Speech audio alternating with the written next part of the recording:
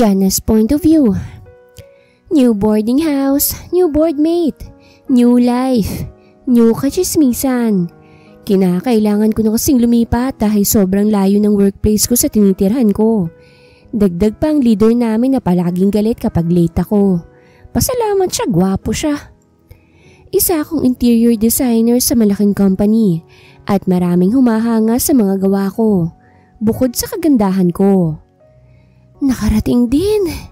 Mahinahong sabi ko. Inayos kong sarili ko bago kumatok dito sa bagong boarding house ko. May susi naman ako kaso baka may ginagawa yung kaboardmate ko. Makaistorbo pa ako. Sana nga yung kaboardmate ko ay babae. Diyos mio, ayoko sa lalaki. At baka mamaya bigla na lang akong gapangin. Ikaw? Gulat kong sigaw ng iluwal ang isang lalaking topless. Kaya't litaw ang abs at biceps. Basa ang buhok nito na halatang bagong ligo. Gulat din tong nakatingin sa akin. Anong ginagawa mo rito? What? This is my boarding house. Sagot nito at nag-cross arms. Don't tell me. Ikaw ang bagong kaboardmate ko? Napasimangot naman ako. Hanggang dito ba naman hindi siya mawawala sa paningin ko? Nakakabatrip kaya tong lalaking to. Well, ang leader lang naman namin ng kaboardmate ko. Ang lalaking akala mo pinaglihi sa sama ng loob. Hanggang dito hindi mo pinatatahimik ang buhay ko. Nakasimangot kong sabi. It's not my fault, Miss Alvina. Sagot nito. Inirapan ko lang siya't mahinang itinulak para makapasok ako sa loob. Shucks, ang tigas ang muscle. Parang gusto ko ulit siyang itulak. Mabuti na rin at dito ka napunta para may alarm clock ka.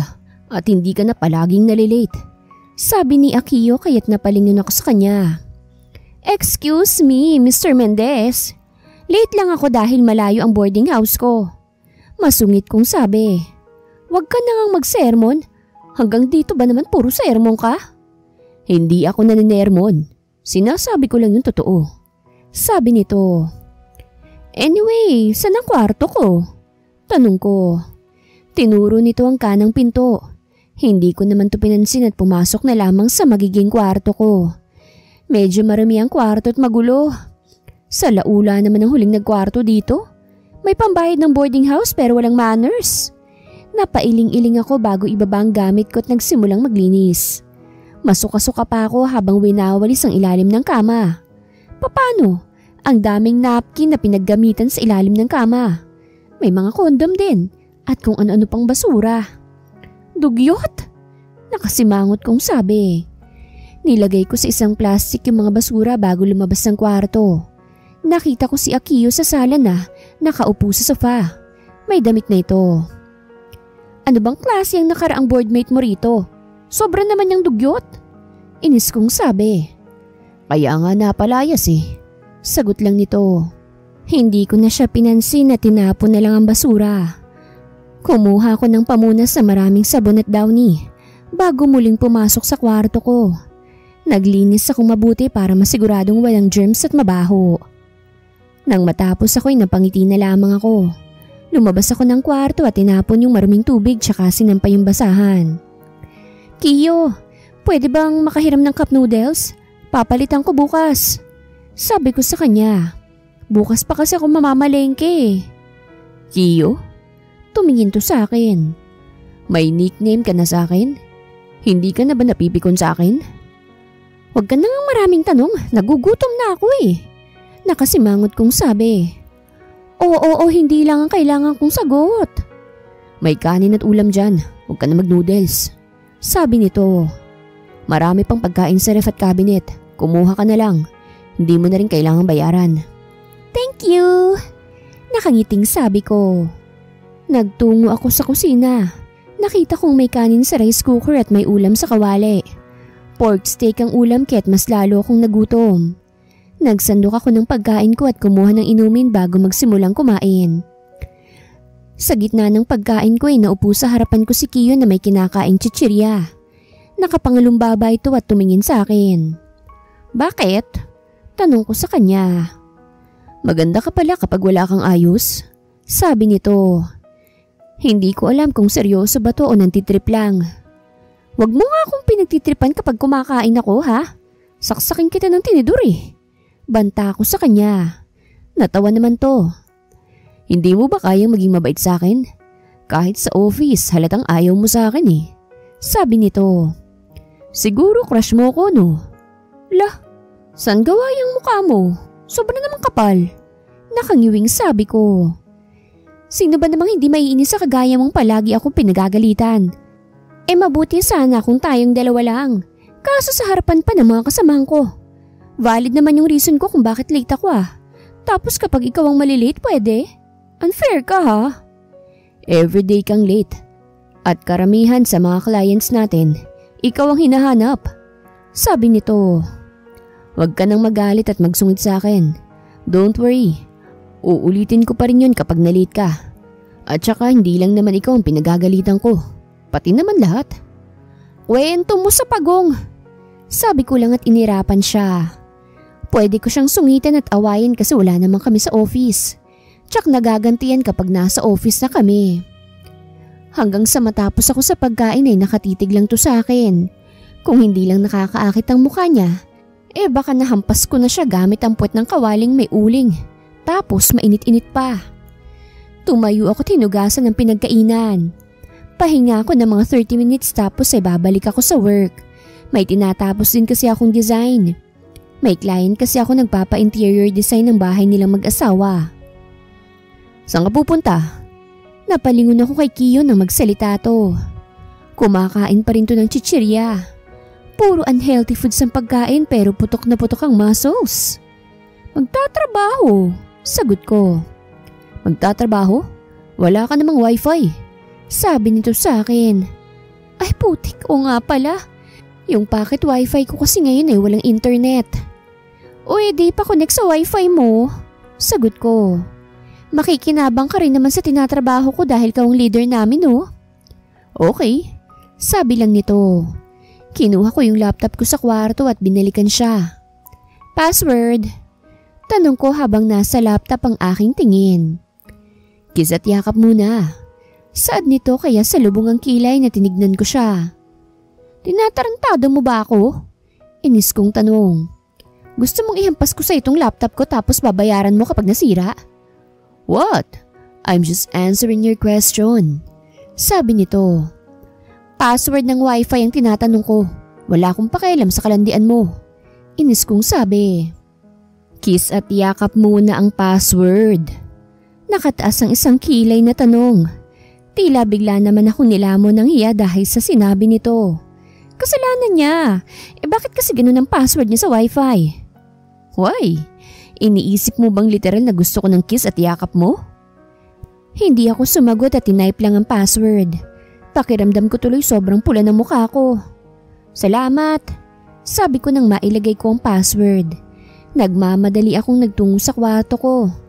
Nang makapasok doon ay impit na lang akong napatili dahil sa inis at hiya. Napahinga na lamang ako ng malalim para mawalang hiyang nararamdaman ko. Ang plano ko'y 30 minutes na pahinga muna ay hindi ko na tinuloy. Nagtrabaho na agad ako para mawalang nararamdaman kong hiya. Ang request ng client ko ay yung malamig sa mata na kulay. Kaya't naisip ko ang mint green. Hindi pa naman final ang kulay. Kapag ayaw ng client, pwede namang baguhin. Sa sobrang pagkabisi ko at focus ay hindi ko na naramdaman ng gutom. Bandang alas 9 ng gabi natulog na ako dahil sumasakit ng mga mata ko. Nagising na lang ako dahil sa malakas na tugtog. Nakasimangot akong bumangon at lumabas ng kwarto. Nabungaran ko si Kiyo na sumasayaw-sayaw habang inaayos ang necktie niya. Ang aga-aga istorbo ka. Inis kong sabi. Good morning. Sa halip ay bati nito bago patayin ng tugtog. Tumingin ako sa wall clock at 6:30 pa lang. 8:30 ang pasok namin sa office. Sabay ka na sa akin sa pagpasok, sabi nito. Nakakotse ako kaya less traffic at pamasahe. Ayoko, nakasimangot kong sabi. Baka mag-usisa sila kung bakit tayo magkasabay. Ayoko ng issue. Isa pa, ayoko rin namang may makaalam na magkasama tayo sa boarding house dahil baka kung anong isipin nila. Mauna ka na lang, hindi ako malilate. Dapat nga maging proud ka dahil may gwapo kang kasama sa boarding house. Sabi nito at naiiling-iling. Pero ikaw ang bahala. Nagluto na ako ng almusal, kumain ka na lang. Kita na lang tayo sa office mamaya. Oo na, salamat sa almusal. Sabi ko. Kumindat lang to sa akin. Napailing naman ako bago dumiretso sa kusina. Nadatnan kong may pagkain na sa lamesa, kaya agad akong naupot nagsimulang kumain. Kahit nakakainis si Kiyo, ang sarap niyang maging ka-boardmate. Yung kasama ko kasi noon na boardmate, walang pakialam sa akin. Nagkakaroon lang siya ng pakialam sa akin kapag may pagkain ako. Pagkatapos kumain ay naligo na ako at nagsimula na rin gumayak. Para naman hindi ako malate at para na rin walang masabi si Kiyo. Hindi kasi ako makakapagreklamo mamaya dahil leader ko na siya. At mas mataas ang posisyon niya kumpara sa akin. Nag-angkas na lang ako papunta sa kumpanya para mas mura. At hindi rin masyadong traffic. Yung mga motor kasi, parang mga edits yan. Kahit masikip, sisiksik pa rin. Nang makarating sa office ay proud na proud ako dahil maaga ako at hindi late. Gulat na gulat nga rin ang mga kasamahan ko eh. Ikaw ba yan, Yana? Bakit hindi ka late? Gulat na tanong ni Emma. Kaibigan ko. Siguro may crush ka na rito sa office kaya't maaga ka no? Pati iba kong katrabaho ay nagkantsawan na rin kaya't napairap na lang ako. Lumipat na kasi ako ng boarding house. Sabi ko. Malapit na yun kaya't asahan yung hindi na ako malilate pa. Nagpalakpakan naman ang mga kasamahan ko sa trabaho. Wow! Congratulations, Miss Alvina! Napalingon ako kay Kiyo. You're not late. Dapat pala nagpagawa ako ng certificate kasi achievement mo to. Sasagutin ko sana siya kaso naalala kong boss ko pala siya kapag nasa office. Thank you, sir. Nakangiting sabi ko. Kahit nakangiti ako, pinadama ko talaga sa kanyang napipikon ako. Ngumisi lang ito tila ba nasisiyahan sa reaksyon ko. Humanda talaga sa akin to pag out. Nagtungo na ako sa upuan ko at nagsimula na sa trabaho ko. Ipinagpatuloy ko lang yung hindi ko natapos kagabi. Malapit ko naman na itong matapos kaya't magsisimula na ulit ako sa new project ko. Yana, pinapapunta ka ni Sir Akiyo sa office niya. Sabi ni Emma. Tumayo naman ako at pumasok sa loob ng office ni Sir Akiyo. Sir Akiyo muna kasi nasa office kaming dalawa. Yes sir, tanong ko sa kanya. May lunch ka? Tanong nito. Nagluto kasi ako kanina, 2 baon ang nadala ko. Sa'yo na lang tong isa. Sira ulo ba to? Anong ulam? Tanong ko. Basta pagkain kasi hindi ko tinatanggihan. Bukod sa pogi, pagkain din ang kahinaan ko. Tortang talong tsaka daing. Sagot nito. Akin na. Kailangan ko rin kasi magtipid at graduating na si Bunso kaya't need ng ipon. Sabi ko sa kanya. Inabot naman sa akin ito ang isang paper bag na agad kong kinuha. Ito lang ba? Wala ka ng ibang kailangan? Tanong ko. Wala na. Tugon niya. O sige, maraming salamat. Nakangiting sabi ko bago lumabas ng office niya. Ano yan? Usisa ni Emma habang nakatingin sa hawak kong paper bag. Ah, baon kong tanghalian. Nagtitinda kasi ang nanay ni Sir. Palusot ko. Bawal ko naman kasing sabihin na bigay sa akin to ni Akiyo. Nagtitinda ang nanay ni Sir? Di ba patay na ang nanay ni Sir? Kunot noong tanong ni Emma. Ay tanga mo nga pala. Nakiramay nga pala kami noon kaya't bakit nakalimutan ko ba? Yung tita niya, ibig ko sabihin. Nanay kasi yung tawag niya eh. Sabi ko at peking tumawa. Napatangu-tango naman to kaya't nakahinga ako ng maluwag. Mabuti na lang talaga't may pagkatangtong si Emma. Pero sana wag magpa-order sa tita ni Kiyo. Kasi hindi naman talaga yung nagtitinda. Hindi ko nga rin sure kung may tita ba si Kiyo eh. Malay ko ba kung puro lalaking kapatid ng parents niya. Pwede naman yung mga asawa ng tito niyang tita niya, di ba? Kiyo's point of view. Gustong gusto ko talaga kung papaanong mapikon si Yana. Wala lang, ang cute lang niya at ang satisfying sa feeling na makita siyang pikon. What's up bro? Bati sa akin ang kaibigan kong si Judah. Nag-aya mga kaibigan kong mag-bar. Pumayag naman ako dahil matagal-tagal na rin naman kaming hindi nagbabanding dahil pare-parehas kaming busy. Naks, buti nahatak mo si Lester. Nakangising sabi ni Mario. Si Lester ay CEO ng kumpanya kung saan ako nagtatrabaho. Wala naman siyang magagawa. Nakangising sagot ko bago maupo sa tabi nila. Oh, anong balita sa inyo? Tanong ko. Ito, masaya. Sagot ni Mario. Ito, gwapo lang. Sabi naman ni Judah. Ito, dala-dala ang pressure ng buong pamilya. Natatawang sabi ni Lester. Ikaw naman kasi. Masyado mo kasing inaako ang lahat. Sabi ko bago mapailing. Lester, subukan mo naman kasing maglabas ng hinaing sa pamilya mong feeling perfect. Ikaw ang nagpapakahirap tapos yung mga kuya mo, puro sunod sa luhot walang ginagawa. Bunso dapat ang spoiled at pasarap sa buhay, tandaan mo yan.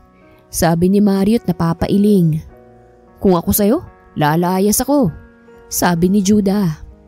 Sira ulo, anong tingin mo kay Lester? Bata? Natatawang napailing ako bago damputin yung isang bote ng alak. Tama na nga muna yung drama. Inom muna tayo.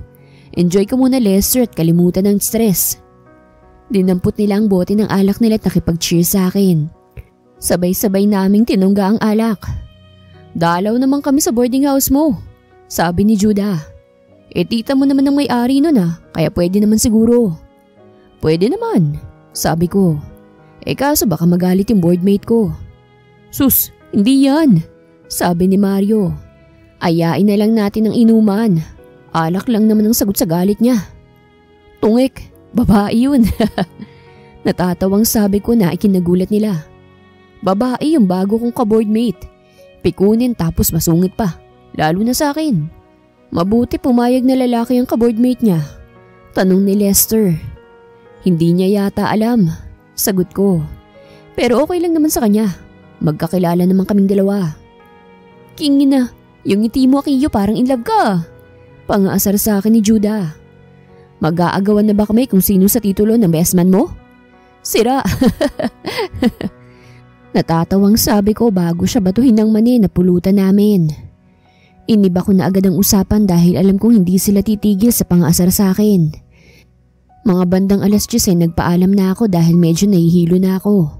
Si Lester ay lasing na. Ibinilin ko na lang kila Judah bago ako tuluyang umalis. Hindi ko alam kung gaanong katagal ang biyahe ko pauwi sa boarding house. Mabilis lang kasi akong nakauwi dahil walang traffic. Pinarada ko yung kotse ko sa tapat ng gate nila tita bago ako dumiretso sa boarding house. Kinapa ko yung susi sa bulsa ko kaso mukhang naiwan ko sa loob. Hindi ko naman alam kung kakatok ako dahil sarado ng ilaw sa sala. Napahinga ako ng malalim bago umikot sa likod. Binuksan ko yung bintana para sana dun dumaan kaso napasigaw ako nang makitang isang babaeng napakaputi at maputi ang mukha. Dahil sa gulat ko, namali ako ng tapak kaya't natumba ako. Napadaing na lamang ako at napasapo sa paa ko. Bumukas ang ilaw at pinto sa kusina. Ang babaeng kinatatakutan ko ay si Yana.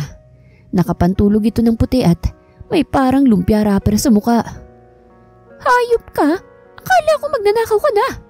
Singhal nito sa akin. Buti tapos na ako magtimpla ng tsaa. Kung hindi lapnos yung mukha mo.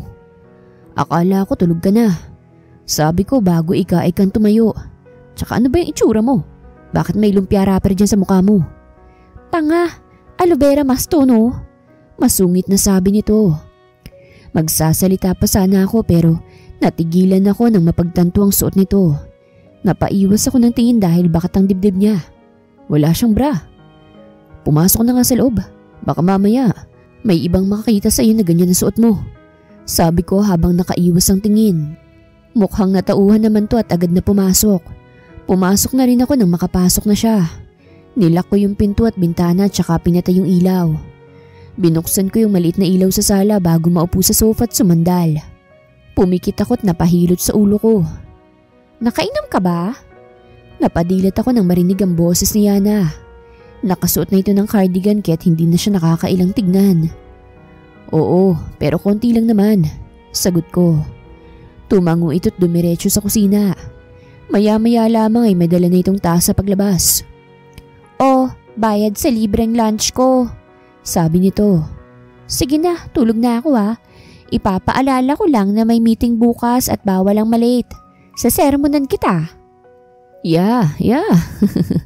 Natatawang sabi ko. Thank you for the coffee. Itinango lamang nito ang kanyang ulo bago pumasok sa kwarto niya. Inubos ko naman yung kape bago pumasok sa kwarto ko. Hindi na ako nagpalit at naglinis. Diretso tulog na ako. Kinabukasan ay hindi maganda ang gising ko dahil sa nakakainis na malakas na tunog. Nang makalabas ako ay wala namang tao. Inis kong pinatay ang speaker at dumiretso na sa kusina. May nakita akong pagkain sa lamesa kaya't naupo na ako't kumain.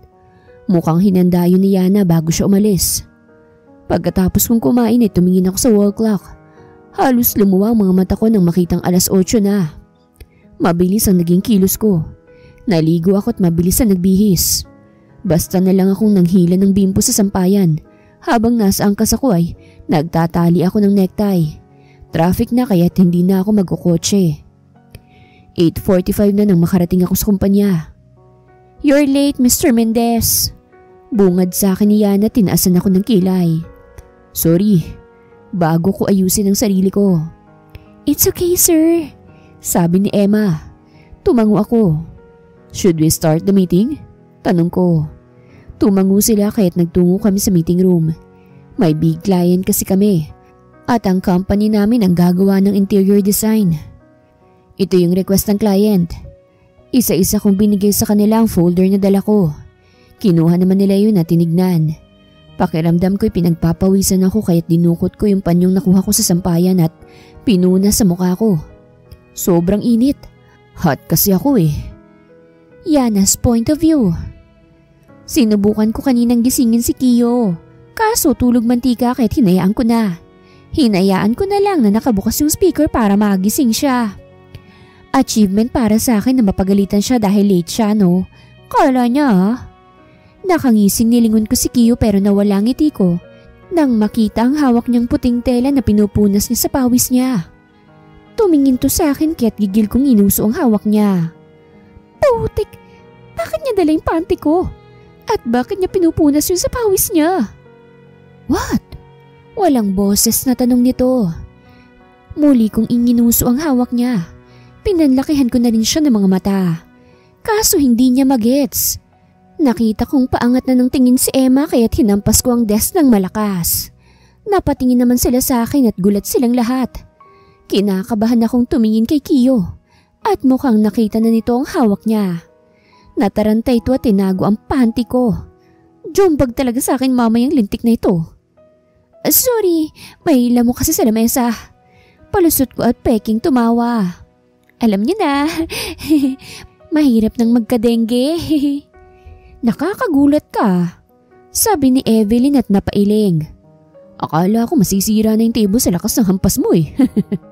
Natatawang sabi naman ni Rocky. Peking tumawa na lang ako. Nang mawala ang atensyon nila sa akin ay sinamaan ko agad ng tingin si Kiyo. Nagsorry lang ito ng walang boses. Ano, gets yun na ba ang gagawin? Tanong ni Kiyo bago umayos ng upo. Kailangan nating isatisfy ang client na ito. Dahil soon to be business partner siya ng CEO natin. Yes sir. Sabay-sabay naming sagot. Okay, let's end this meeting. Sabi ni Kiyo. Kung may tanong kayo, magsabi lang kayo sa akin. You can go back to your own work. Miss Mendez, maiwan ka. I have something to discuss with you. Okay sir. Sabi ko na lang. Magpapaiwan talaga ako kahit hindi niya sabihin dahil jojombagin ko siya. Gawin ba namang panyo ang panty ko? Favorite panty ko pa naman yun. Sira ulo ka? Singhal ko sa kanya nang makalabas sa mga kasamahan ko. Wala akong pakialam kahit nasa work kami at leader ko siya. Kasalanan naman niya eh. Sorry, sabi nito. Nagmamadali kasi ako. Malay ko ba namang panty mong nadampot ko imbis na yung panyo ko? Sinamaan ko siya ng tingin. Akin na nga yung panty ko? Inis kong sabi. Kinuha naman niya yun at iniabot sa akin. Masama ang tinging itinago ko yun sa bulsa ko. Huwag ka na magalit. Kasalanan mo rin naman dahil hindi mo ako ginising. Nakasimangot na sabi nito. Sobrang late na kaya't nataranta na ako at dampot na lang ng dampot. Ako pa talagang sisisihin mo ah. Ilang beses kaya kitang ginigising pero masyado kang sleeping beauty. Masungit kong sabi. Nakalimutan ko rin kaninang kuhanin yung mga panty ko. Sobrang excited kasi ako maunahan sa office, Kiyo. Okay, sorry, hindi na mauulit. Mahinahong sabi nito. Pero ang bango ng panty mo malambot pa sa muka. Inambahan ko siya ng hampas at natatawa na lamang itong umiwas. Inirapan ko siya at padabog na lumabas ng office. Hindi ko pinahalatang bad trip ako dahil baka magtaka ang mga kasamahan ko. Dumiretso na lang ako sa upuan ko at sinimulan ang trabaho ko. Anong sinabi sa'yo ni Sir Akiyo? Tanong ni Emma. Napapansin ko palaging ikaw ang pinatatawag niya sa office Siguro may relasyon kayo Sira, wala. Mabilis kong sabi. Marami lang talaga siyang inuutos sa akin. Napatangu-tangu lamang si Emma pero mukhang hindi siya sang-ayon. Pansin ko nitong mga nagdaang araw. Palaayos si Emma tapos puro Sir Akiyo ang bukang bibig niya. Madalas din siyang magtanong sa akin kung close kami ni Akiyo. Tinanggal ko na lang sa isipan ko ang iniisip kong kabalbalan at nag-focus na lang sa trabaho ko. Sumapit ang lunch at nagsilabasan ng mga katrabaho ko para mag-lunch. Hindi ako inaya ni Emma na ipinagtataka ko. Hindi ka ba magla-lunch? Tanong ni Kiyo na kalalabas lang ng office niya. May biskwit ako. Sagot ko sabay pakita sa kanya ng biskwit. Ikaw, kumain ka na? Hindi ito nagsalita at lumabas lang. Nagpatuloy ulit ako sa trabaho pero napatigil ako nang may naglapag ng Tupperware at bottled water sa desk ko. Nag-angat ako ng tingin at bumungad sa akin si Rocky. Kasamahan ko sa work. Hindi pwedeng biskwit lang ang lunch mo. Nakangiting sabi nito. Thank you. Nakangiting sabi ko. Kumindot lang ito bago muling lumabas. Akmang bubuksan ko na yung Tupperware pero may kumuha nun. Nakasimangot kong tiningala si Kiyo. Puro baboy. Masama sa kalusugan yan. Sabi nito bago maglapag ng 2 Tupperware at isang malaking bottled water sa table ko. Eto, kainin mo. Palit tayo. Chicken with chop suey yan. Yung isang Tupperware naman puro prutas. At saka palit na rin tayo ng tubig. Yung malaki yung sayo. Bago pa ako makapagsalita ay pumasok na ito sa office niya. Napakurap-kurap naman ako bago tumingin sa pagkain sa harap ko. May saltik ba si Kiyo? Napailing-iling na lamang ako at sinimulang buksan yung Tupperware na inilapag niya. Hindi naman masasayang yung effort ni Rocky dahil nakain din naman ang dala niya. Pero yung isang may saltik nga lang ang kumain. Kiyo's point of view. Hindi ko gusto yung ginagawang pang-aaligid ni Rocky kay Yana. Ilang araw ko nang napapansin yun at nakakainis tignan. Nanliligaw ba siya kay Yana? Di sila bagay. Isa pa, kilalang playboy si Rocky kaya't siguradong hindi seryosong lalaking yun. Uwian at si Rocky ay nakabuntot pa rin kay Yana kaya't napasimangot ako. Yana, dala ko yung kotse ko. Ihatid na kita. Sabi ni Rocky kay Yana. Wag na, malapit lang naman yung tinitirahan ko rito. Sagot ni Yana. I insist Yana. Look gabing-gabi na. At baka mapano ka pa niyan. Sabi ni Rocky. Come on, minsan lang naman. Mr. Yumol. Pagtawag ko kay Rocky kaya't napatingin sila sa akin. Are you bothering Miss Alvina? No sir. Sagot nito. Inaalo ko lang siyang ihatid dahil madilim na't baka mapano pa siya. Anong paki ko? No need Mr. Yumol. Ako na maghahatid kay Yana dahil malapit lang naman ang tinutuluyan niya sa tinutuluyan ko. Sabi ko. You may go home now. Napakamot naman to ng ulo at napatango na lamang. Yana, next time na lang kita ihahatid Sabi ni Rocky at umalis na. Sinamaan naman ako ng tingin ni Yana. Papayag na ako, mepal ka pa. Kawawa naman yung tao. Sabi nito. What? Mas kawawa siya dahil malayo siya rito. What if maubusan siya ng gas, diba? Saad ko. Iisa lang naman ang tinutuluyan natin. Kaya sa akin ka na sumabay. Napahinga ito ng malalim at tumango na lamang sa akin. Lumabas kaming dalawa sa kumpanya. Nakita namin sa labas si Emma na mag-isa't mukhang may hinihintay. Emma! Pagtawag dito ni Yana.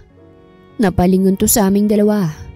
Nakita ko kung papaanong magbago ang emosyon niya nang makita kami ni Yana na magkasama. Alam kong gusto ko ni Emma kaso hanggang kaibigan lang talagang tingin ko sa kanya. Bakit mag-isa ka dyan? Tanong ni Yana sa kaibigan. Hindi kasi ako masusundo ni tatay eh. Sagot nito. Iyahatid ka na lang ni Kiyo. Sagot ni Yana at ngumiti.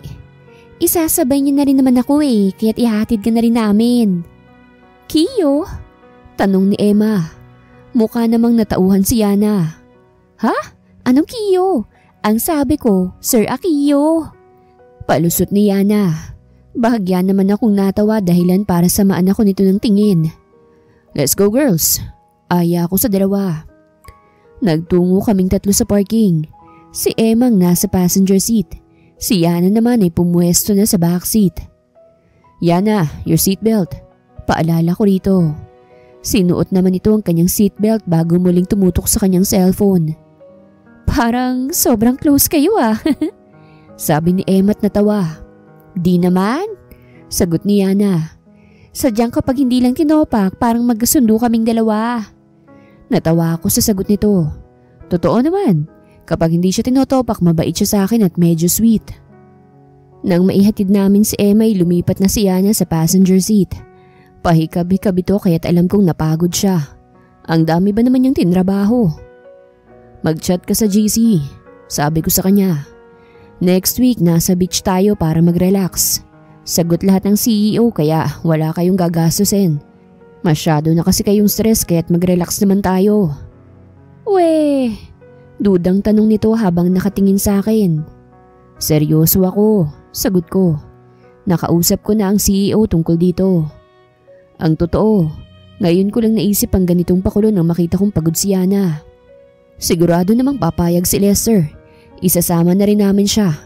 Pati na yung dalawang ugok na sila Judah at Mario. Nang makarating sa tapat ng bahay ng tita ko ay ipinarada ko ang kotse at bumaba na kaming dalawa. Sabay kaming naglakad ni Yana patungong boarding house. Ako nang magdadala nito.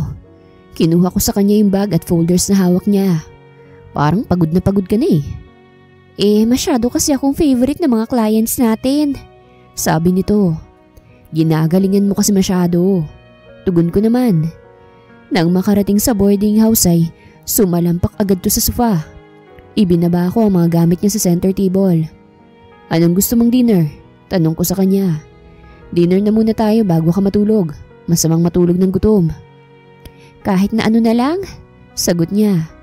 Tumango ako at nagtungo sa kusina. Pinili kong magluto na lang ng tusino at longganisa para hindi matagal iluto.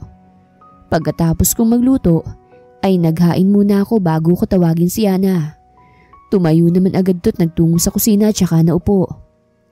Kapag talaga nag-beach tayo, susulitin ko talaga. Sabi ni Yana. Kahit hindi ako marunong lumangoy, magbababad talaga ako sa dagat. You don't know how to swim? Tanong ko. Tumango ito. Marunong naman ako dati kaso simula nung pinulikat ako at muntik nang malunod, bigla ko nang nakalimutang lumangoy. Natatawang sabi nito. May ganun pala?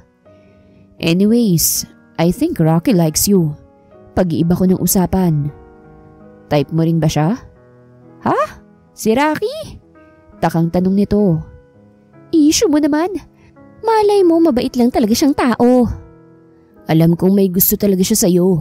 Seryosong sabi ko. Hindi naman siya magpapapansin ng ganun kung wala siyang gusto sa'yo. So, kapag nagpapapansin, may gusto na agad sa isang tao? Tanong nito bago ko taasan ng isang kilay. Bakit ikaw? Madalas kang magpapansin sa akin ah. Ibig sabihin ba nun may gusto ka sa akin? Nagulat ako sa tanong nito pero hindi ko pinahalata. Nakapangalumbaba ako at nakangiti siyang tinignan. What if gusto kita? Tanong ko sa kanya. Are you willing to accept my feelings for you, Miss Alvina? Gusto mo ba, Mr. Mendez? Tanong nito at ginaya ang posisyon ko. Nagtitigan kaming dalawa. Walang may gustong umiwas ng tingin pero sa huli, ako na ang umiwas dahil hindi ko kinaya ang pressure sa dibdib ko. Parang matatanggal ang puso ko sa lakas ng kabog dahil sa mga titig niya. Kumain na nga lang tayo, sabi ko bago tumikim. Nagpatuloy na lang kami sa pagkain. Nang matapos kami, ako nang naghugas. Thank you sa pagkain, Kiyo, sabi ni Yana. Good night na rin. Nag-flying kiss to sa akin. Sinalo ko naman yun at dinala sa labi ko na ikinagulat nito. "Sira ulo!" Singhal nito sa akin bago padabog na lumabas ang kusina. Natawa naman ako at napailing-iling na lamang, tsaka ipinagpatuloy ang paghuhugas ko. Nang matapos ako'y nilako ng bintana at pinto bago patayin ang ilaw sa kusina.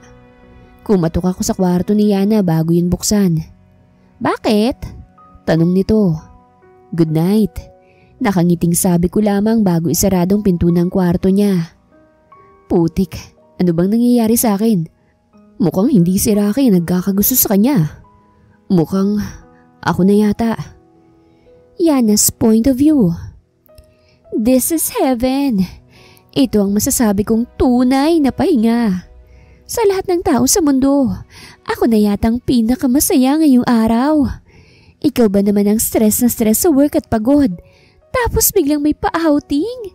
Sino ba namang hindi sasaya, hindi ba? "Walang trabaho ngayon," sabi ni Sir Lester, ang CEO ng kumpanya namin. Kasama namin siya dahil pinilit siya ni Kiyo. Magkaibigan pala yung dalawa. May kasama pa sila Kiyo na dalawang lalaki na mukhang kaibigan din nila. "Just enjoy this outing everyone. Lahat dito ay libre. Ako ang may-ari ng resort kaya kung may kailangan kayo magsabi lang kayo," sabi ng isa sa mga kaibigan nila Kiyo. "Ako nga pala si Judah." Pakilala pa nito. "At ako naman si Mario." Pakilala pa ng isa. Hindi ko na sila pinansin at kumuha na lang ng litrato sa paligid. "San pala yung room ko?" tanong ko sa kanila. Ang dami ko kasing dala kaya't nabibigatan na ako. Isa-isang sinabi ni Kiyo kung sinong mga kasama namin sa room. Si Emma ang kasama ko. "Dalhin nyo na muna sa room nyo mga gamit nyo tapos magkita-kita tayo sa lobby para kumain sa seafood restaurant," sabi ni Sir Lester. Tumango naman kami't agad pumasok sa hotel. "Excited na ako," nakangiting sabi ni Emma. "Dala-dala ko nga yung pangmalakasang swimsuit ko eh. Picture tayo ah," nakangiting sabi ko sa kanya at tumango naman siya. Nang makarating sa room namin ay bumungad sa amin ang dalawang malalaking kama at dalawang closet. Tumalon ako pahiga sa kama at nagpagulong-gulong.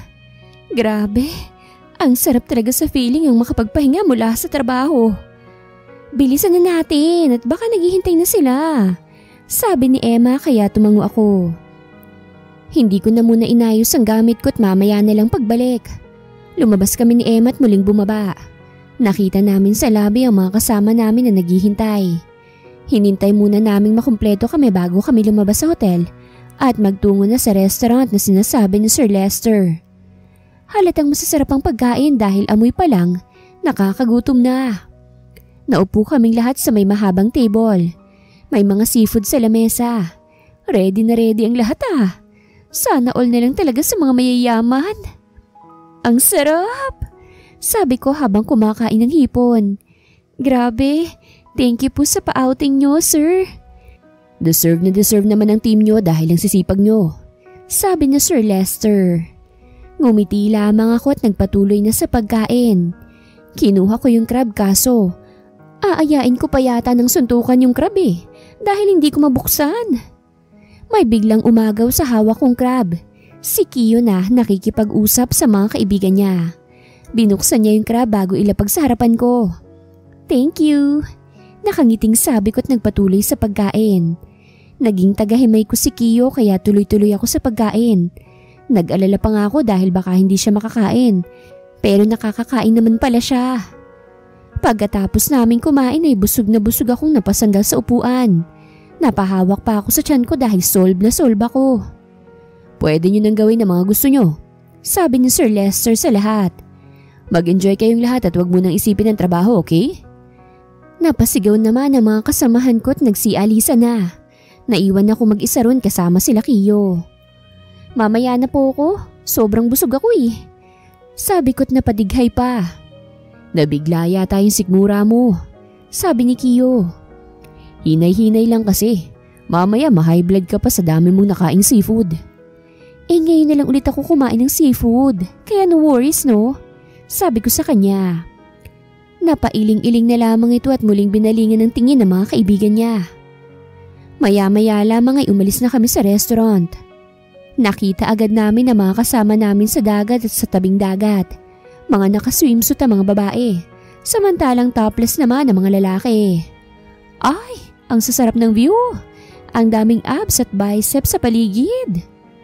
Magpalit ka na rin, sabi ni Emma na naglalakad palapit sa akin. Sobrang sexy nito sa suot niyang dilaw na swimsuit. Umaalog-alog yung joga niya at kurbang-kurba talaga ang katawan niya.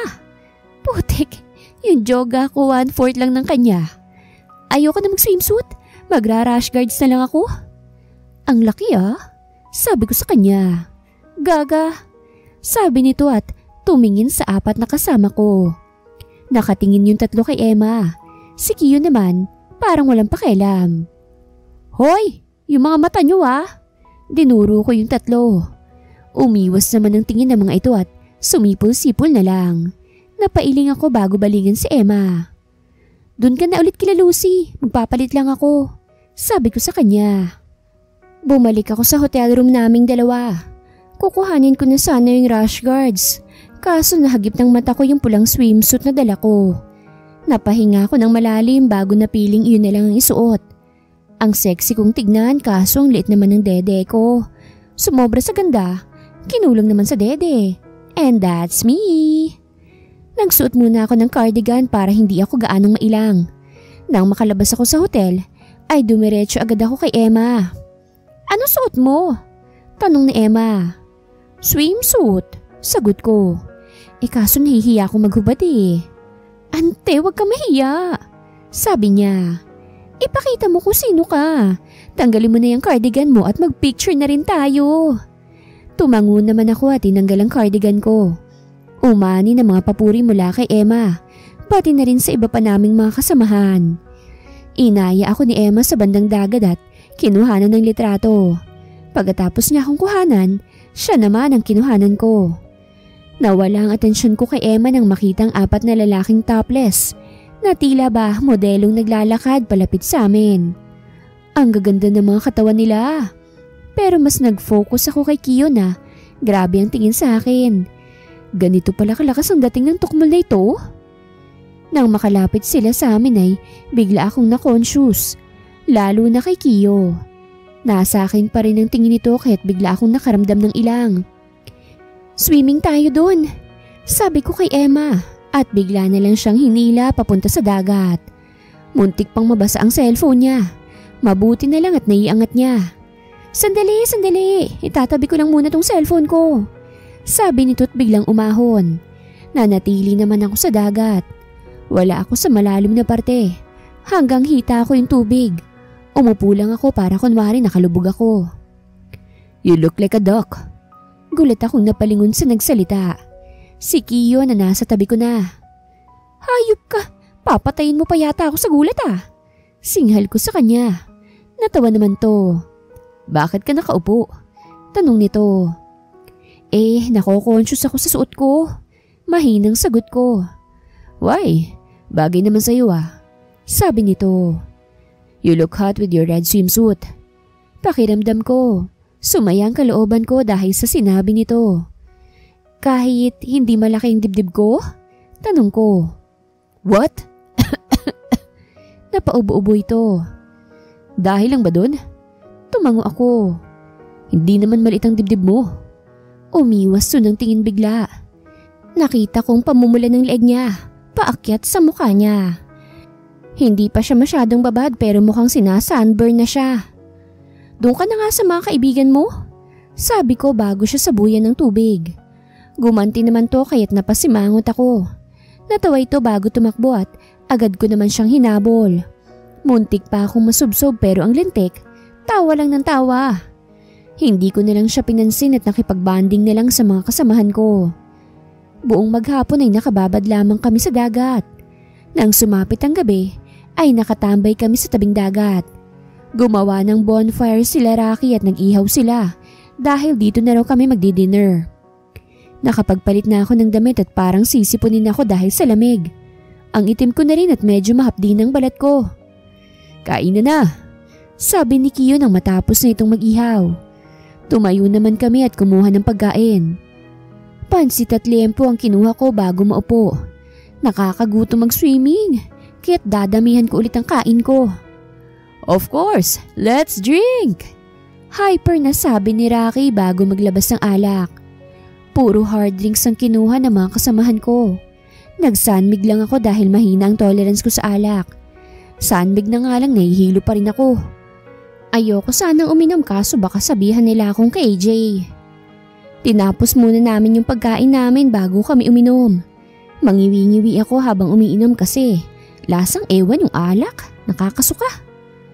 Kung hindi mo kaya, wag ka na uminom. Sabi ni Kiyo na nasa tabi ko na pala.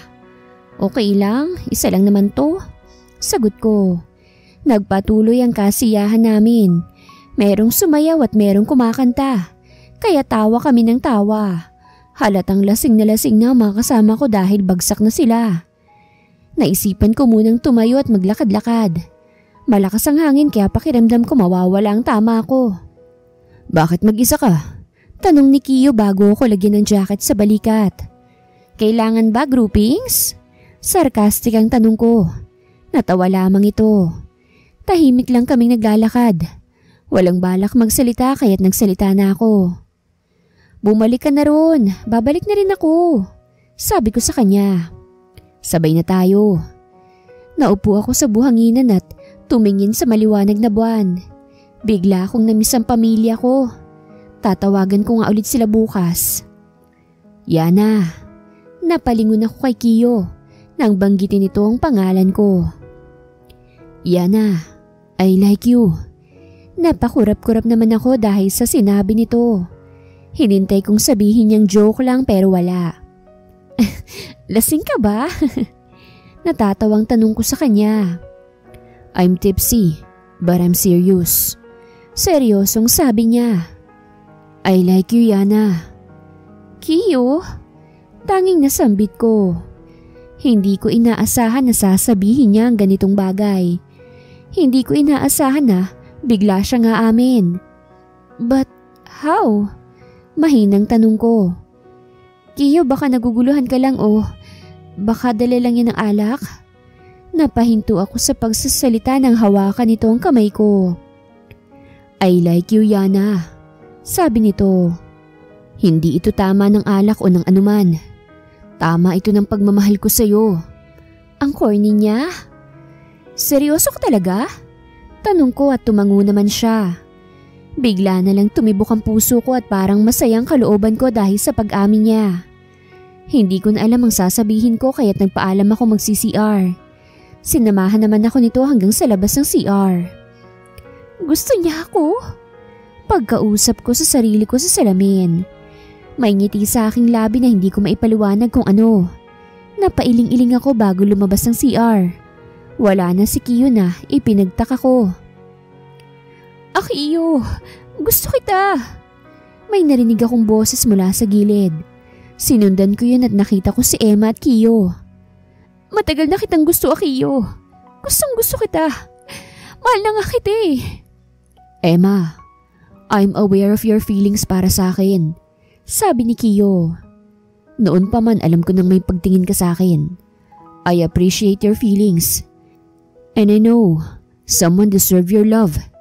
And that's not me, Emma. Thank you for your love but you deserve someone better. As what I expected. Mapait na sabi ni Emma na lumuluha pa. Hindi mo ako kayang mahalin, hindi ba? Siya nang mahal mo. Siya na best friend ko. Pakiramdam ko ay pinipiga ang puso ko habang nakatingin sa kaibigan kong umiiyak. Sorry, mahinang sabi ni Kiyo. It's okay, Kiyo. Sabi ni Emma bago punasan ng luha niya. Okay lang, noon pa naman tanggap ko ng talo ako eh. Mahalaga lang sa akin. Nasabi ko na yung nararamdaman ko. Thank you, Emma. Sabi ni Kiyo kay Emma. Basta, aalagaan mong mabuti si Yana. Huwag mong saktan si Yana kasi sobrang love ko yun. Sabi ni Emma. Hindi ko naman napigilang maiyak dahil sa sinabi nito. Kapag sinaktan mo yun, sasampalin kita. Hindi ko siya sasaktan. Nakangiting sabi ni Kiyo. Ngumiti si Emma at naglakad ng palayo. Napahikbi na lamang ako sa isang gilid at napahinga ng malalim. Hindi ko man lang nahalata na gusto ni Emma si Kiyo. Kung alam ko lang, edi sana pinigilan ko na lang din ang nararamdaman ko. Because I realized too that I like him. I like Kiyo. Napamahal ako sa lalaking mahal pala ng kaibigan ko. Napamahal ako sa lalaking kinaiinisan ko lang at ginawang panyo ang panty ko. A Kiyo's point of view. Back to normal again. Pagkatapos ng ilang araw na kasiyahan, balik na naman sa patayang trabaho. Kaso bago pa ako mamatay sa trabaho, mamamatay muna yata ako sa paghati at pagiging broken. Pagkatapos kong umamin kay Yana nung gabing yun, nagsimula na siyang iwasan ako. Naging cold na rin siya sa akin at parang biglang hindi kami magkakilala. Kung alam ko lang na ganito, dapat pala hindi na lang ako umamin. Good morning guys. Bati ko sa lahat nang makapasok ako sa office. Medyo masama rin ang pakiramdam ko ngayon pero hindi ko iniinda. Mas iniinda ko pa yung pag-iwas ni Yana sa akin. Sir, namumutla ka, sabi ni Evelyn. Ayos lang ako. Sagot ko't ngumiti ng tipid. Dumiretso ako sa office at naupo na sa swivel chair ko. Hindi na nga ako pinapansin ng taong mahal ko. May sakit pa. Ang galing! Marami akong trabaho pero pinili ko na lang na dumukdok sa desk ko dahil masakit talaga ang ulo ko. Tapos ay nahihilo pa ako. Siguro epekto ng broken hearted tong sakit ko. Ang simpleng pagdukmo ko ay nauwi sa pagkatulog. Nang magising ako ay hapon na yata. Putik, ang haba ng tulog ko. Dapat hindi ka na pumasok kung nilalagnat ka pala. Napalingon ako sa nagsalita. Mabilis akong umayos ng upo nang makita si Yana. May hinanda tong pagkain sa table. Oh, kumain ka na tapos uminom ka ng gamot, sabi nito. Akmang aalis na ito kaya't mabilis akong tumayo.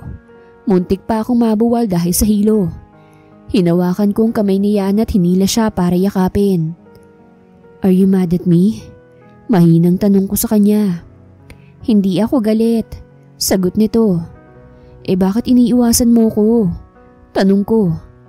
Yana, may nagawa ba akong mali? Sabihin mo na lang sa akin para makahingi ako ng sorry. Ayoko ng cold treatment mo. Parang maiiyak na ako eh. Mas masakit pa yung cold treatment mo kaysa sa ulo ko. Hindi ako galit, okay? Sabi nito tumiwalay sa yakap. May mga bagay lang na gumugulo sa isip ko. Sige na, kumain ka na at uminom ng gamot. Sabihin ko na rin kay Sir Lester na mag-out ka na. Tipid tong ngumiti sa akin at lumabas ng office. Napanguso naman ako bago simulang kainin yung pagkain dala niya. Wala akong ganong kumain pero ayoko namang sayangin yung effort ni Yana. Pagkatapos kong kumain ay ininom ko na ang gamot ko. Bumukas ang pinto ng office ko at iniluwal si Yana na dala ang mga gamit niya. Tara na, sabi nito. Saan? Takang tanong ko. Napairap naman to. Mag-out na, sagot niya. Napatango naman ako at mabilis kinuha ang gamit ko. Lumabas kaming dalawa ng office ko. Nakatingin sa akin ang mga kasamahan namin sa trabaho pero hindi namin ito pinansin. Dumiretso kami ni Yana sa parking lot. Sumakay kami sa kotse ko at agad naman akong nag-drive pa uwi sa boarding house. Pasulyap-sulyap ako kay Yana pero tahimik lamang to't hindi nagsasalita. Nang makarating sa boarding house ay dumiretso agad ako sa kwarto ko. Nagpalit ako ng damit at humiga sa kama ko tsaka nagtalokbong ng kumot. Naiyak na lang ako bigla dahil sa pinararamdam ni Yana sa akin. Dagdag pa yung sama ng pakiramdam ko. Pakiramdam ko mamamatay na ako eh. Hoy, napapano ka ba? Pinunasan ko ang luha ko nang marinig ang boses ni Yana. Nagdidiliryo ka ba? Hindi ko pa rin inaalis ang talokbong ng kumot. Nahihiya akong makita niyang umiiyak ako. Hoy, umiiyak ka ba? Tanong nito. Tanggalin mo nga yung talokbong mo. Nagsimula na itong magbilang kaya tinanggal ko ng talokbong sa mukha ko. Ba't ka umiiyak? Tanong nito. May masakit ba sa'yo? Ikaw kasi. Bigla ka nalang naging malamig. Sagot ko habang nag-iwas ng tingin. Mas masakit pa yun kesa ang basterin mo ko eh. Umiiyak ka dahil doon? Pigil ang tawang tanong nito. Hindi naman kasi yun maliit lang na bagay lang.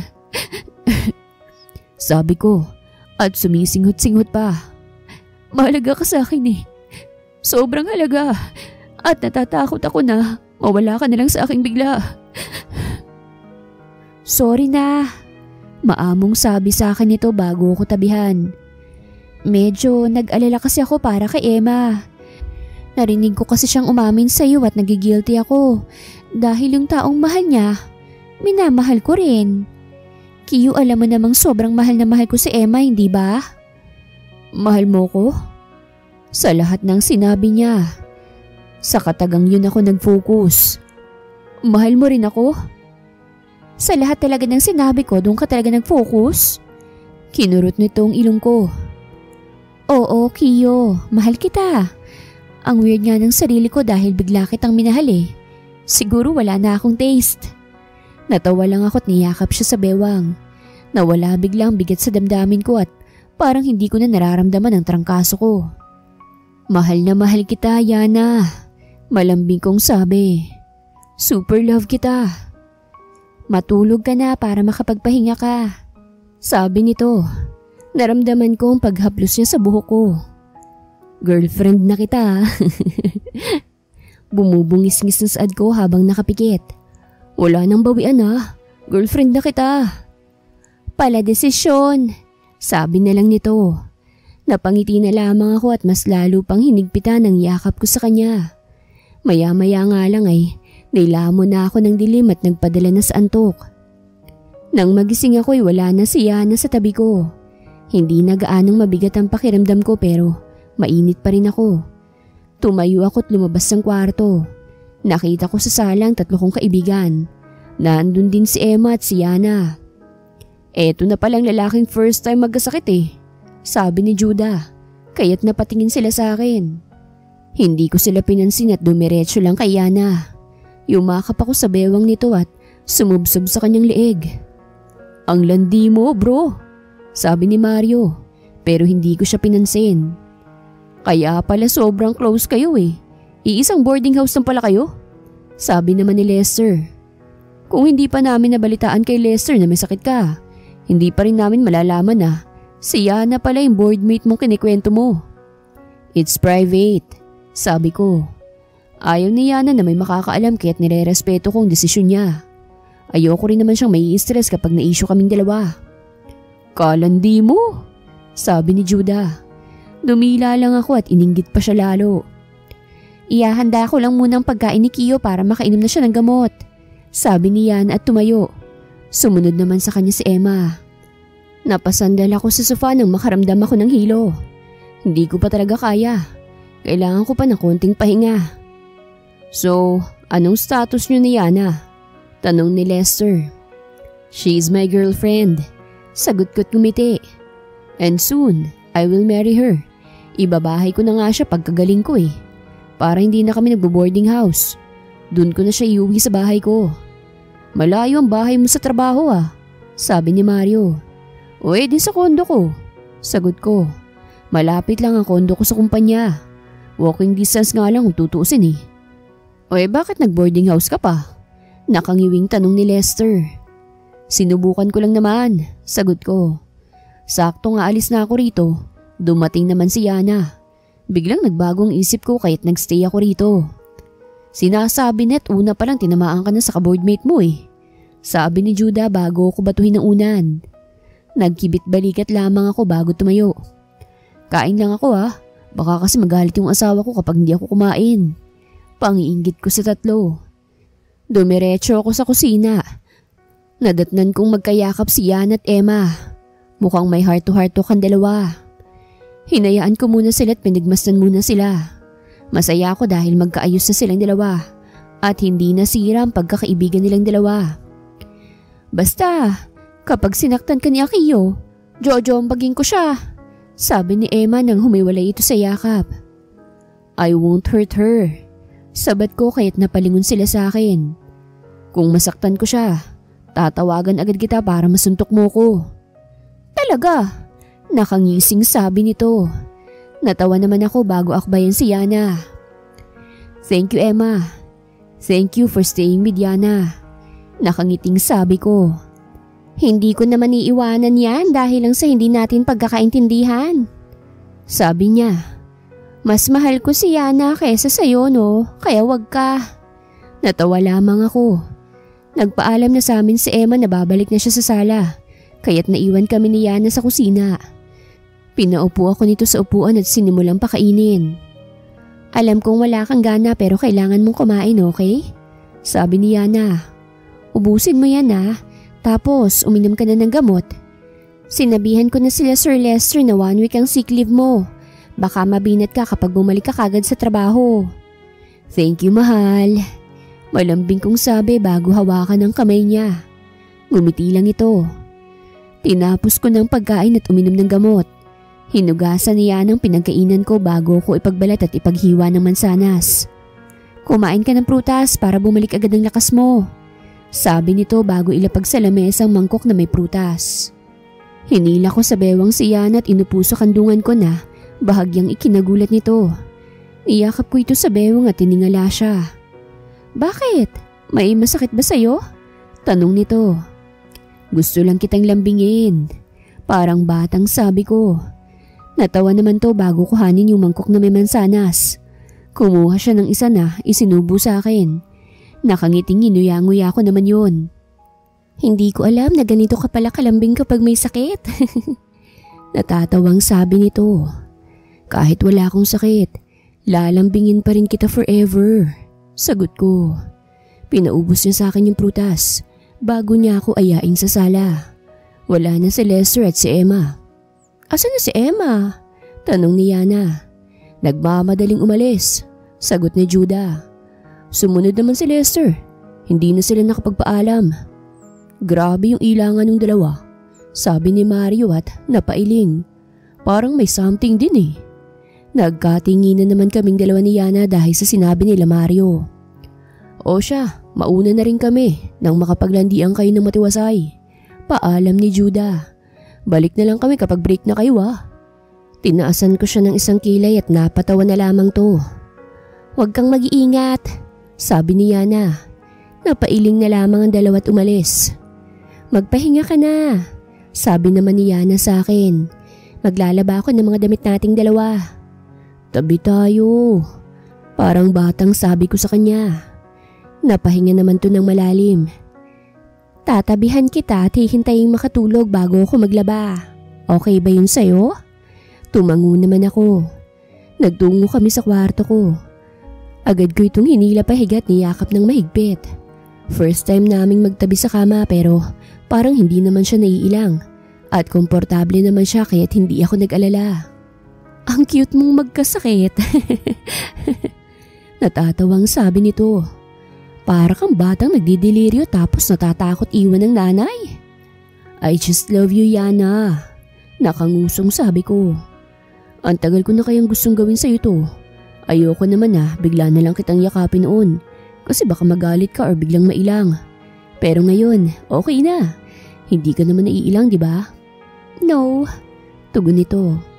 Komportable ako sa'yo. Huwag kang mag-alala. Really? Tanong ko bago siya tingalain. Hindi ka naiilang? Umiling to bago halikan ng pisngi ko. Napangiti naman ako at pinatakan siya ng halik sa labi. Nagulat to kaya't medyo natakot ako baka kasi nabastos ko siya. Sorry, mabilis kong sabi. Ang sarap pala ng lips mo. Natatawang sabi nito. Isa pa nga. Ito naman ang humalik sa akin. Tila makahiyang tumiklop naman ako at napasubsob sa kanyang tiyan. Natawa naman to bago haplusin ang buhok ko. Sige na, matulog ka na't maglalaba pa si misis mo.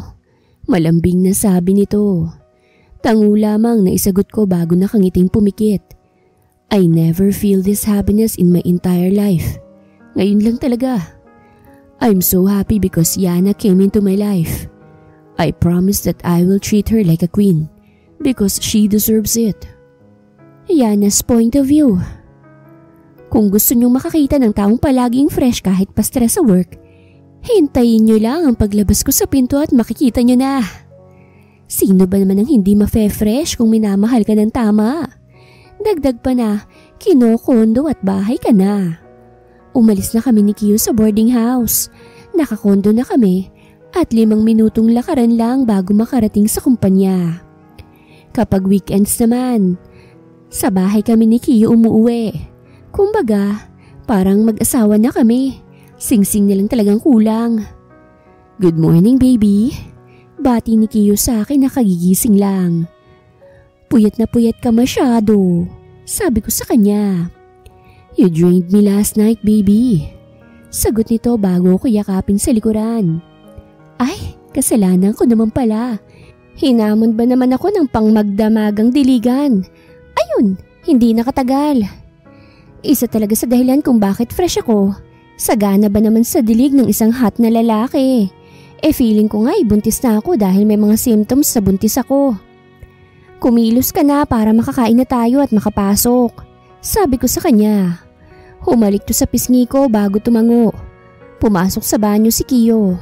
Ako naman ay nagpatuloy sa paglalagay ng makeup sa mukha ko. Kiyo, pakitingnan nga yung pregnancy test dyan sa harapan ng salamin, sabi ko sa kanya. Positive ba? Nagtry kasi ako nakalimutan ko naman. Walang sumagot kaya't ipinagpatuloy ko ang paglalagay ng lipstick. Muntik nang lumagpas ang lipstick ko nang makarinig ako ng malakas na kalabog galing sa CR. Nataranta ako kaya tumayo ako. Bumukas ang pinto ng CR at iniluway si Kiyo na nakatapis ng tuwalya at umiiyak. Namumula ang braso nito. Napano ka? Alalang tanong ko sa kanya. Baby, are you pregnant? Ipinakita sa akin ito ang PT. Baby, positive yung PT. You're pregnant, right? Magkakaroon na tayo ng baby. I knew it. Nakangiting tumango naman ako bago siya nilapitan. Pero hindi pa tayo sure, okay? Sabi ko sa kanya. Huwag ka nang umiyak. No, I'm pretty sure that you're pregnant. Sabi nito bago punasan ang luha niya. Magkakaroon na tayo ng baby. Lumapit ito sa drawer at may kinuhang box. Bigla itong lumuhod sa harapan ko at binuksan ang box. Bumungad sa akin ang isang diamond ring. Plano kong mag-propose anniversary ng kumpanya. Gusto ko, sa harapan ng maraming tao pero hindi ko nahihintayin pa yun. Baby, will you marry me? Alam mo bang plano kung ako nang magpo-propose sa'yo? Idinaan ko sa tawa para hindi ako maiyak. Oo, Kiyo. Pakakasalan kita. Sinuot nitong singsing sa daliri ko. Akmang tatayo na ito pero natapakan niya ang kanyang tuwalya. Dahilan para masubsob siya at matanggal to. Natawa naman ako sa nangyari. Huwag ka kasing mataranta. Natatawang sabi ko. Nakangusong tumayo naman to. Napatitig tuloy ako sa umaalog niyang alaga. Ang laki talaga. Pupunta tayong OB. Sabi nito at nabilis nagtungo sa drawer para kumuha ng damit niya. Cancel muna ang pasok natin ngayon. Ang OA mo. Natatawang sabi ko. Hindi na ito sumagot. Kinuha nito ang kanyang cellphone at may tinawagan habang nagbibihis siya. Hello Lester, hindi kami makakapasok ni Yana. Pupunta kaming OB. She's pregnant, Lester. I'm going to be a daddy. Masayang anunsyo ni Kiyo. Ninong ka na agad Pakisabi na lang kila Judah. Thank you bro. Love you. Pinatay nito ang tawag at mabilis na lumapit sa akin. What if error lang yung sa PT? Tanong ko sa kanya. Sigurado akong buntis ka. Sabi nito. Baby, sinimot ko at pinatuyo lahat. Lumabas kami ng kondo at dumiretso sa parking. Pinaandar nito kagad ang kotse niya patungong ospital nang makasakay na kami. Ang OA niya pero ang saya pala na makitang ganito kasayang partner mo. Doc, she's pregnant, right? Tanong ni Kiyo sa doktor. Yes, mister. Sagot ng doktor. Napayas naman ang malakas si Kiyo at napatayo pa. Mukhang gusto pa ng doktor na dagdagan ng excitement ni Kiyo dahil inalok pa akong i-ultrasound. Ramdam na ramdam ko ang excitement ni Kiyo habang ginagalaw ng doktor ang parang device sa tiyan ko. Look, 2 months old na si baby, sabi ng doktor. Hindi pa siya gaanong form pero makikita mo namang mukhang healthy siya. Pakiramdam ko'y maiiyak ako sa tuwa. Sulit ang pangangabayo ko sa kanya magdamag. Nilingon ko si Kiyo at umiiyak to habang binivideo ang screen. Pagkatapos namin dun sa ospital, ay dumiretso kami sa kondo. Nagulat kami dahil nandun ang 3 kaibigan niya na may pa-confetti at surprise pa. Congratulations! Sabay-sabay nilang sabi. Thank you! Nakangiting sabi ko. Unang baby ng tropahan yan kaya dapat spoiled yan. Sabi ni Judah. Lahat ng gusto niyan ibibigay natin. Handa na agad ang insurance ni baby. Sabi ni Mario. Ako nang bahala sa binyag. Sabi naman ni Lester. Mas OA pa pala sila kaysa kay Kiyo. May dalang pagkain ng 3 lalaki kaya't kumain ako dahil nagutom ako. Nag-uusap-usap lamang ang magkakaibigan at nakikinig lang ako. Dapat sa France ang first birthday niya, sabi ni Lester. Nagtatalo-talo sila kung saang bansa ang first birthday ni baby. Iba talagang mayayaman. I love you baby, sabi ni Kiyo bago ko halikan sa labi. I love you too daddy. Tugon ko't nginitian siya. Yumakap ito sa bewang ko. Nagpatuloy naman ako sa pagkain at paminsan-minsan ay sinusubuan siya. Kasal na natin next month. Aayusin ko na kagad, sabi ni Kiyo. Gusto kong legal ng apelido ko sa'yo bago lumabas si baby. Parang tumalo naman ang puso ko dahil sa saya. Excited na ako. Nakangiting sabi ko. Nagtatalo-talo pa rin ang mga kaibigan niya natawa naman ako't napailing bago mapahawak sa tiyan ko. Ang damin agad nagmamahal sa kanya kahit hindi pa siya lumalabas. Ang swerte rin ng baby ko dahil may daddy siyang mabait, responsable at higit sa lahat mapagmahal. Sobrang excited na kami sa paglabas mo baby. We love you so much. Pagkausap ko sa aking tiyan. Kailangan ko lang palang mag-boarding house para makahanap ng forever. Ayan, mag-boarding house na rin kayo. Malay nyo, nasa boardmate ang forever. Wakas.